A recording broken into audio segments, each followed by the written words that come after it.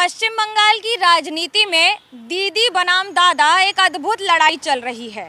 एक ओर जहां तृणमूल कांग्रेस की मुखिया ममता बनर्जी ने अपना घोषणा पत्र 17 तारीख को जारी किया, तो अब बीजेपी की ओर से गृह मंत्री अमित शाह 21 तारीख को बंगाल से ही बंगाल के चुनाव का घोषणा पत्र पार्टी की ओर से जारी करेंगे। क्या होगा घोषणा पत्र में और क्यों है ये महत्वपूर्ण, ये समझाने की कोशिश हम आपको अभी करेंगे और ये बताएंगे इस एक्सक्लूसिव खबर में कि आखिरकार घोषणा पत्र में क्या क्या हो सकता है या होगा। सबसे पहली बात, आयुष्मान भारत का जो वादा किया है बीजेपी ने, ये कहकर कि अगर सरकार बनी तो पहली कैबिनेट मीटिंग में सबसे पहले आयुष्मान भारत को बंगाल में लागू कर दिया जाएगा। इसी के मद्देनज़र पिछले कुछ वर्षों से, 1 वर्ष से ज़्यादा से इस पर बहस चल रही थी, क्योंकि मुख्यमंत्री ने बंगाल में स्वास्थ्य साथी कार्ड जारी किया है, जिसमें 10 करोड़ लोग यानी लगभग हर परिवार को 5 लाख का बीमा दिया गया है। ये बंगाल के साथ साथ भारत पे भी जारी रहेगा, लेकिन भारत की आयुष्मान भारत स्कीम यानी कि केंद्र सरकार की स्कीम को लागू नहीं किया गया। बीजेपी इसे बड़ा मुद्दा मान रही है स्वास्थ्य के क्षेत्र में। दूसरी बड़ी बात होगी महिलाओं के लिए 33% से ज़्यादा रिजर्वेशन। ये आरक्षण सरकारी नौकरियों में होगा। सरकारी नौकरी बंगाल में बहुत महत्वपूर्ण रही है वाम मोर्चा के समय से। एक सरकारी नौकरी के लिए बंगाल में न जाने लोग कितने पापड़ बेल लेते हैं और कितनी परीक्षाओं में बैठ जाते हैं। बीजेपी इसे बखूबी जानती है, इसका दर्द समझने की कोशिश कर रही है और उसके साथ साथ ये कह रही है कि 7th पे कमीशन बंगाल में सत्ता में आने के बाद लागू कर दिया जाएगा। अब बात किसानों की। दिल्ली में किसान का विरोध प्रदर्शन झेल रही केंद्र सरकार बंगाल में ये वादा कर रही है बीजेपी के जरिए ये कहकर कि 18,000 जो बकाया है किसानों के, करीब 80 लाख किसानों के बंगाल में, उन्हें सत्ता में आते ही पुराना बकाया के साथ नया पैसा भी उनके अकाउंट में सीधे ट्रांसफ़र कर दिया जाएगा।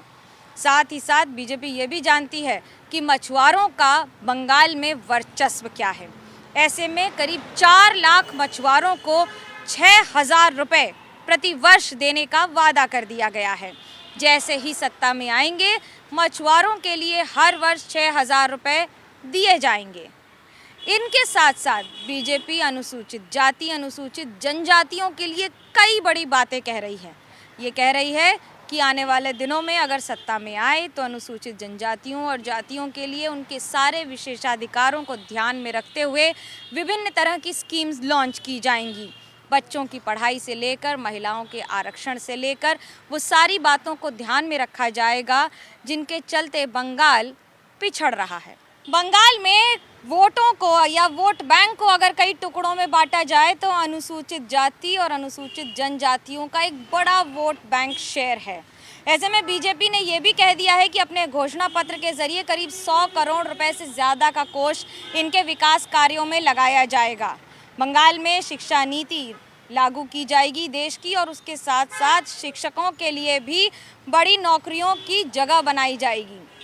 3 बातें बड़ी महत्वपूर्ण है इस पूरे घोषणा पत्र में।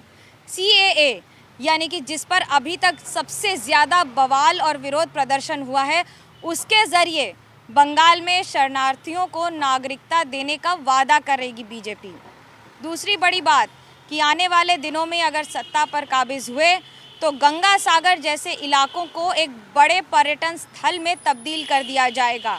और तीसरी बड़ी बात, जंगल महल और पिछड़े इलाकों में जो पानी और पेयजल की समस्या है, उसका समाधान जल्द से जल्द किया जाएगा, जिससे लोगों को जैसे झाड़ग्राम, बांकुड़ा, पुरुलिया और इस तरह के इलाकों में साफ पेयजल पहुंचाया जा सके।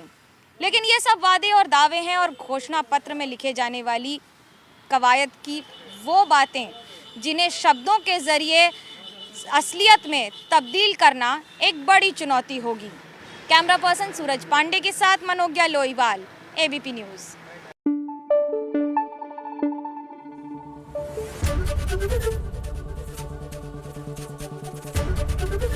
ABP न्यूज़ आपको रखे आगे।